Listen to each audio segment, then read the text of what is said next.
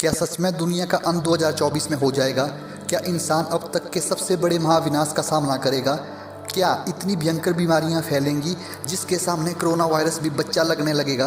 भक्तजनों, इन सब की शुरुआत हो गई थी 600 साल पहले उड़ीसा के जगन्नाथपुरी मंदिर से। 16वीं सेंचुरी में मंगल शुक्ल पक्ष एकादशी पर संत अच्युतानंद दास जी का जन्म हुआ था। वो एक फेमस वैष्णव डिवोटी थे भगवान जगन्नाथ जी के। अच्युतानंद महाराज जी को अपनी योगी क्रियाओं में काफ़ी सिद्धियां प्राप्त थी।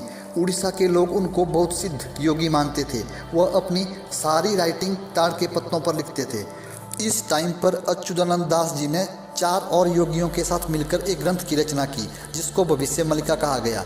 इन 5 योगियों को पंचसखा कहा जाता है। इन पंचसखाओं ने अपनी सिद्धियों का प्रयोग करके भविष्य मलिका की रचना की, जिसमें भूत, वर्तमान और भविष्य तीनों की जानकारी काफ़ी डीप में दी गई थी। भविष्य मलिका के अनुसार इस धरती पे पाप इतना बढ़ जाएगा कि कलयुग की जो एक्चुअल एज है हमारे पुराने ग्रंथों के अकॉर्डिंग वह 4,32,000 साल से घटकर सिर्फ 5,000 साल रह जाएगी। इस कलयुग की शुरुआत महाभारत काल यानी द्वापर युग खत्म होने पर ही हो गई थी। काफ़ी पुराने ग्रंथों के अनुसार जब कालांतर होगा यानी युग परिवर्तन, तब कलयुग से सतयुग में ट्रांजैक्शन होगा। तब भगवान कल की चंबल नाम के गांव में जन्म लेंगे। भक्तजनों, चंबल के बारे में काफ़ी लोगों के अलग अलग विचार हैं। कुछ लोग कहते हैं कि चंबल उत्तर प्रदेश में है और कुछ लोग कहते हैं कि चंबल कैलाश पर्वत के पास कहीं छुपा हुआ है। लेकिन भविष्य मलिका के अनुसार भगवान कल्कि का जन्म ऑलरेडी हो चुका है उड़ीसा के चंबल गांव में।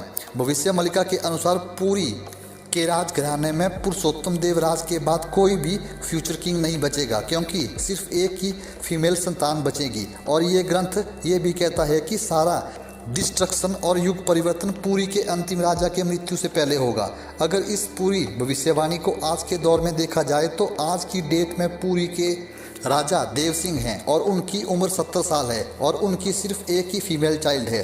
भक्तजनों, इससे एकदम क्लियर होता है कि युग परिवर्तन का समय अब आ चुका है। ऐसा कहा जाता है कि भगवान कल्कि महेंद्रगिरी पर्वत पर तपस्या करके भगवान परशुराम जी से अस्त्र शस्त्र का ज्ञान प्राप्त करेंगे और सही समय आने पर अधर्मियों का सर्वनाश करेंगे।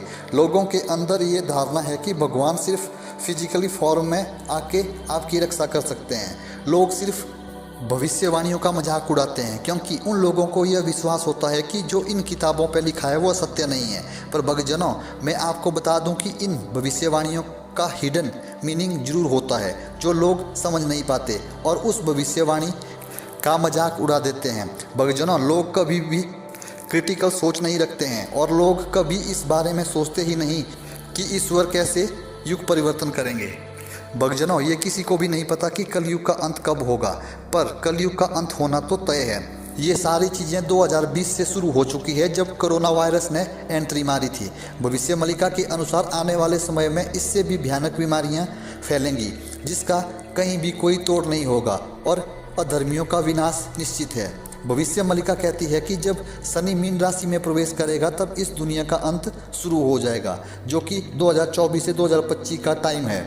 हमारे धर्म का ज्योतिष शास्त्र काफ़ी एक्यूरेट है। जब भी शनि मीन राशि में प्रवेश किया है तब काफ़ी भयानक आपदाएं आई हैं, जैसे बहुत बड़े बड़े वार और काफ़ी नेगेटिव इवेंट्स। प्रलय के शुरुआत के कुछ साइन भविष्य मलिका में एक्यूरेट लिखे हुए हैं जो आज की डेट में सत्य भी हो रहे हैं। सबसे पहले हम जगन्नाथ टेम्पल की बात कर लेते हैं। भक्तजनों, जगन्नाथ मंदिर अपने आप में काफ़ी मिस्टीरियस जगह है। उस मंदिर में कुछ ऐसी रहस्यमयी घटनाएं होती हैं जिनको लोग नहीं मानते हैं, जैसे कि कोई भी प्लेन या फिर कोई भी पक्षी मंदिर के ऊपर नहीं जा सकते हैं और ना ही आज तक ऐसा कुछ किसी ने जाते हुए देखा है। और भक्तजनों, मंदिर का जो फ्लैग है वो हमेशा हवा के विपरीत फ्लो करता है।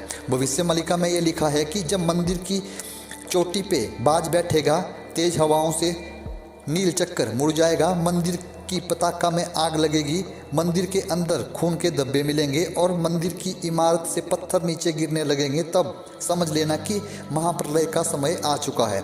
और भक्तजनों, ये सब 2023 में हो गया है। मंदिर के अंदर रहस्यमय तरीके से खून के धब्बे मिलना, मंदिर की पताका में कई बार आग भी लग चुकी है। मंदिर के ऊपर एक चिड़िया को बैठा हुआ कैप्चर किया गया है जो कि पॉसिबल ही नहीं है। इसका मतलब भक्तजनों, मलिका में सच्चाई तो है और अगर आप इस महाप्रलय से बचना चाहते हैं तो धार्मिक चीज़ों में रुचि लेना शुरू कर दो। भक्तजनों, इस वीडियो का पार्ट 2 भी बहुत जल्दी आएगा, जो ये साबित करेगा कि भविष्य मलिका सत्य है या झूठ। जय श्री राम भक्तजनों।